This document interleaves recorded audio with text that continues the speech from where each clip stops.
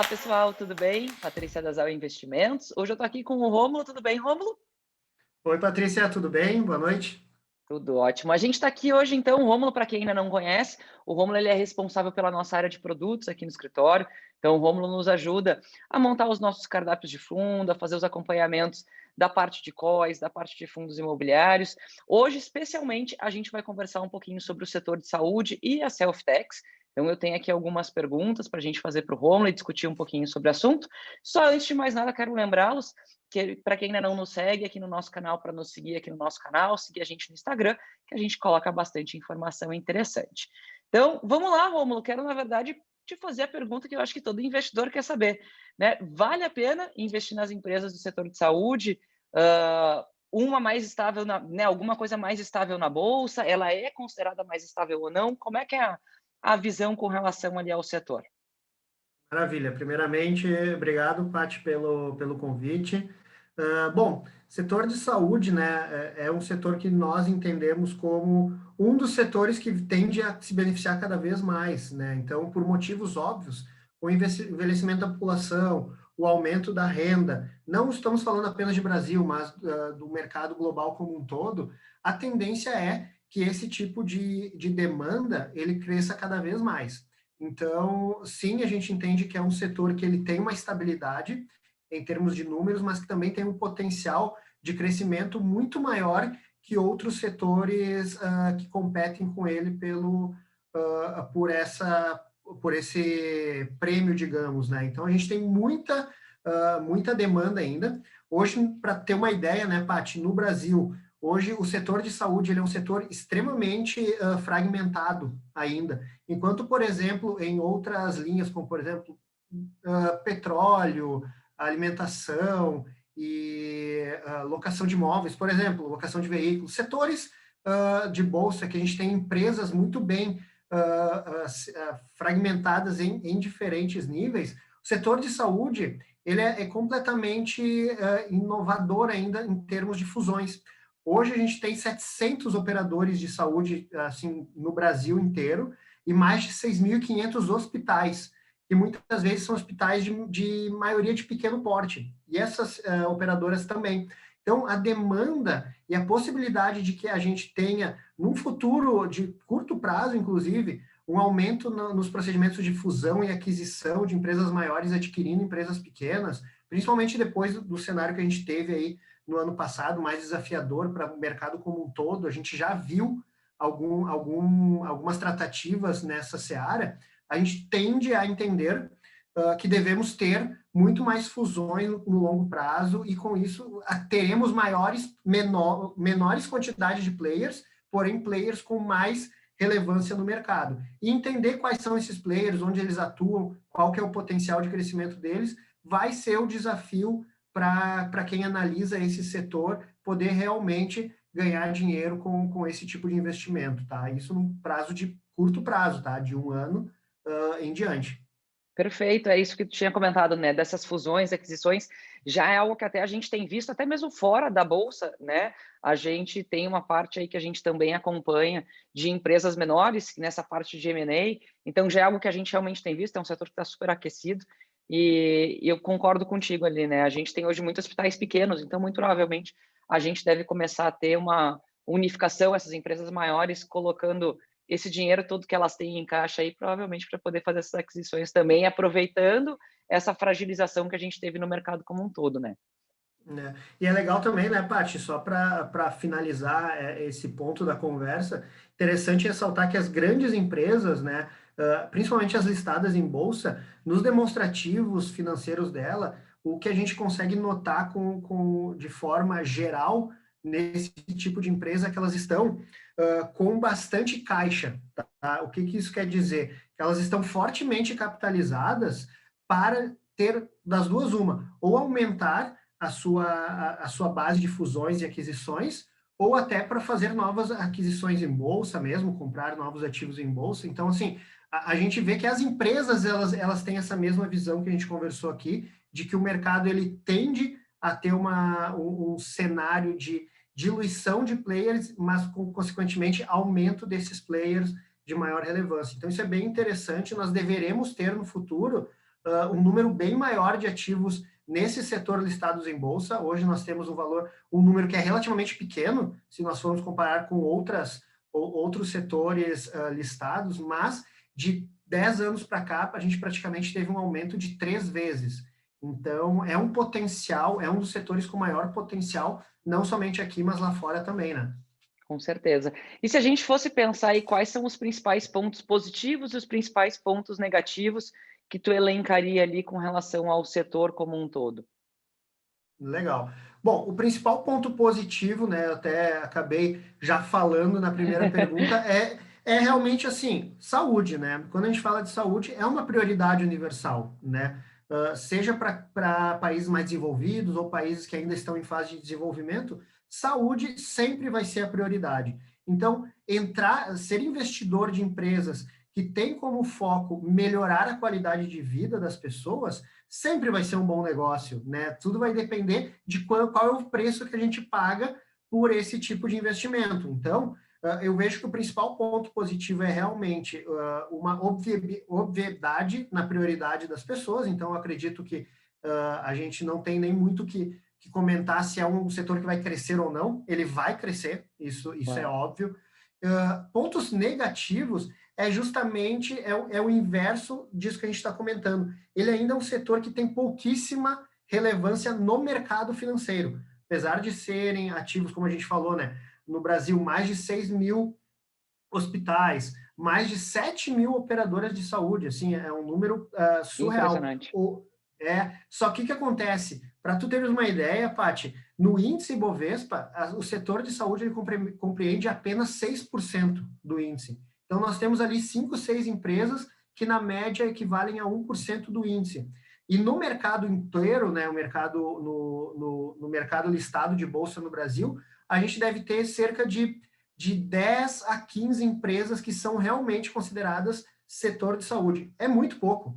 É muito pouco. Então, o risco, ao meu ver, é justamente nós temos poucas opções ainda, a gente tem que ter um filtro ainda maior na hora de avaliar essas empresas, né? Hoje a empresa ela pode estar muito bem, amanhã, como é um setor que ele ainda tem muita expansão, ela pode perder market share ou ela pode perder valuation em termos de aquisições que podem não ser as melhores. Então, assim, o risco é justamente essa descentralização do setor ainda como um todo. A gente não tem ainda uma linha bem traçada para os próximos anos.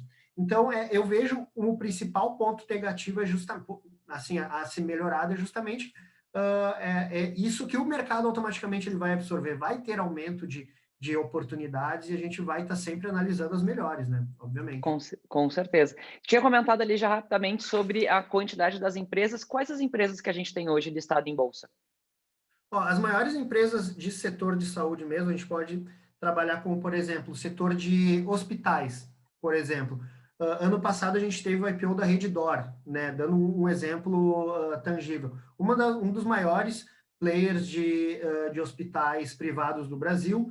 Nós temos também setores que não são necessariamente de hospital, mas, por exemplo, Intermédica, nós temos Rap Vida, setores um pouco mais específicos, Odontoprev, que é uma linha mais para plano de De seguros, né, odontologia? de Sim, também. odontologia, né? Então, assim, o setor, quando a gente pensa setor de saúde, a gente não pode pensar apenas em um tipo de setor de saúde. É hospital, ok. Não, nós temos uma gama, um leque dentro somente falando de saúde, que é muito maior, né? E dentro dele também entra o segundo ponto que a gente vai conversar agora, que são as health techs, né? Que basicamente, se tu já me possibilita eu já Por poder favor. avançar nessa linha, né? As health techs, elas são basicamente startups, né? Que startup já é um termo bem conhecido do mercado, né? Empresas que estão em fase de início, começando a sua trajetória no mercado, porém com normalmente alguma tecnologia inovadora ou com algum potencial de ser uma empresa que pode crescer 10, 15, 100, 200 vezes. Então, as health techs são startups, mas que desenvolvem soluções tecnológicas de saúde. Então, quando a gente fala assim, soluções tecnológicas de saúde, o que isso pode ser? Coisas que a gente aprendeu na prática, por exemplo, principalmente no período que a gente teve em 2020. Telesaúde, né, que são basicamente as teleconsultas, pode ser considerado um setor dentro das healthcares. Saúde móvel, aplicativos de celular que facilitam e muitas vezes até antecipam uma necessidade de ser feita uma consulta com um profissional. O próprio marketplace envolvido por toda a área de saúde, a gente vê que hoje, com o nosso celular, né, Paty, a gente pode comprar qualquer coisa através do celular. Medicamento também. Então, os grandes players, principalmente os listados em bolsa, que trabalham com a área de produtos, DMED, Profarma, Raia Drogasil, todos eles já possuem aplicativos próprios que facilitam muito. Se eu precisar de um medicamento, eu peço pelo aplicativo e em meia hora ele está em casa, já pago. Então, parte de robótica também, tecnologias que realmente vão auxiliar no processo de cirurgias mais específicas também, isso tudo é health tech. E é um setor que é um dos setores com maior crescimento no mundo nos últimos anos, né, Paty? Para ter uma ideia, esse setor ele levantou mais de 20 bilhões de dólares em investimento somente no último trimestre do ano passado. Isso num cenário ainda de economia global, retomando. Exato. Então, assim, é um setor que ele só tende a crescer.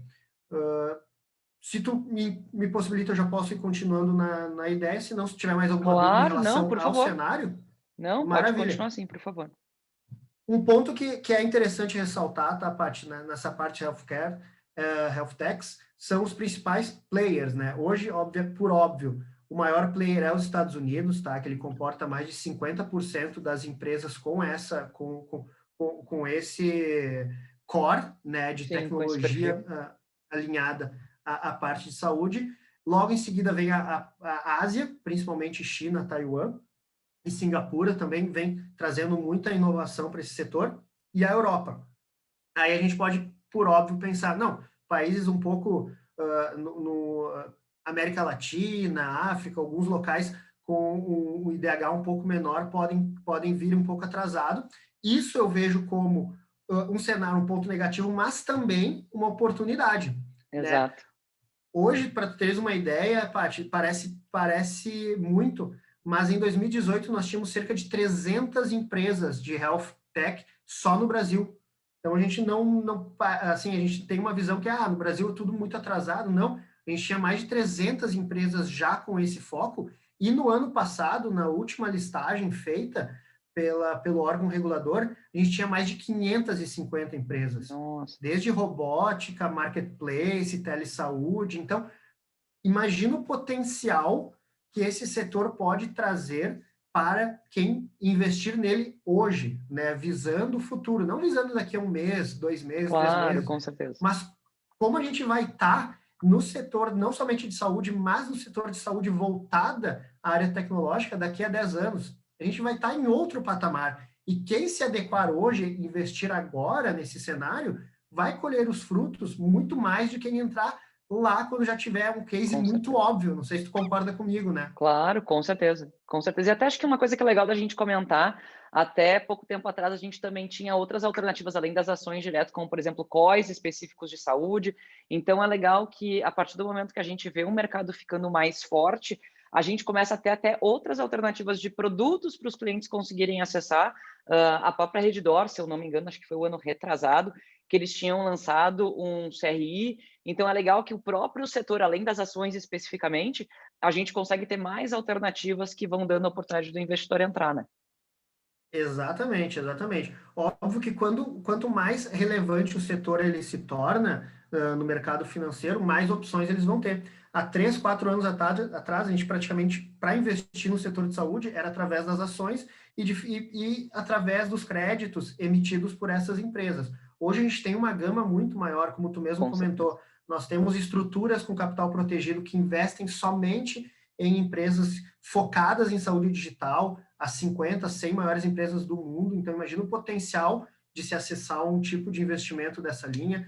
Nós temos, para o investidor que gosta de investir direto em empresas, temos as empresas listadas no Brasil, mas hoje a XP ela também já nós conseguimos acessar os BDRs de empresas lá fora. Então, a gente tem acesso a praticamente todas as empresas de saúde mais relevantes globalmente falando, direto pelo aplicativo da XP. Temos fundos para aquele cliente que não quer ter não tem o perfil de ficar avaliando empresa, analisando dados, etc. Tem fundos hoje listados na XP somente com foco na área de saúde, saúde de mercados emergentes, saúde de mercados envolvidos. Então, assim, não há uma justificativa plausível para o investidor que quiser disser que não tem acesso a esse tipo de mercado. É um mercado que está aí, está aberto para todo mundo e, na minha visão, vai trazer muitos frutos para quem se movimentar, né, se posicionar hoje, visando como nós estaremos falando daqui a 10 anos, da oportunidade que a gente estaria falando em 2021 em um setor que só tende a crescer. Com certeza. Rômulo, muito obrigada. Pessoal, lembrando sempre, né? Esse daqui é um bate-papo, absolutamente não é nenhum tipo de recomendação. É importante sempre a gente fazer esse disclaimer. A ideia é sempre a gente passar informações relevantes para vocês e quem depois tiver interesse, com certeza os nossos assessores, o Rômulo, ele também vai estar à disposição para auxiliar e identificar ali as melhores alternativas de acordo com o perfil. Rômulo, obrigada mais uma vez. Um prazer falar contigo, cheio de informação para nos passar, muito bom. Te agradeço mais uma vez e te vejo em breve. Eu que agradeço, Paty, obrigado pela disponibilidade de novo. Qualquer dúvida que tiverem, fiquem à vontade de perguntar para os seus assessores, eles estão 100% preparados para auxiliar e também fico à disposição sempre que precisar, pode contar conosco. Obrigado, viu?